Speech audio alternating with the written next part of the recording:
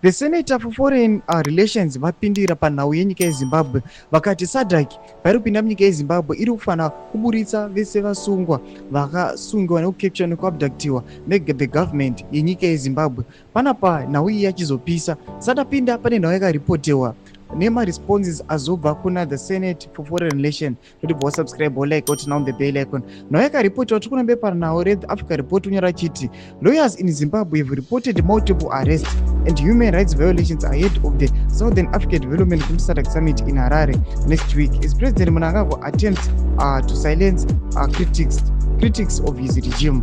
Panapa inhau yakaripotewa tichiona muAfrica report pachiitawo mareports akadai nemalawyers emunyika yeZimbabwe. Tinoona kuti the Senator for Foreign Relations anopindura chiti the SADC summit in Zimbabwe is overshadowed by more abductions and rights abuses by the regime.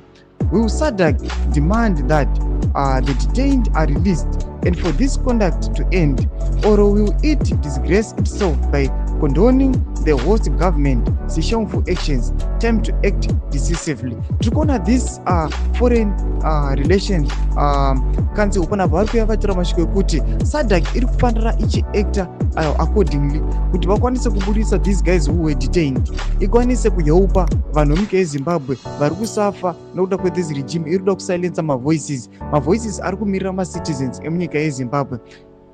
We are very concerned about my lives emunyika yeZimbabwe vachiti aiwa SADC must take action pane this issue. Noda kuti SADC inozviziva, maripotsi akasvika, vanotozviziva kuti munyika yavari kusvika iyi itori nechaos. Tiudze mafungiro enyu moti kudii pamusoro pechiitiko ichi. Pinda comment section medu, musanga no subscribe or like, turn on the bell icon.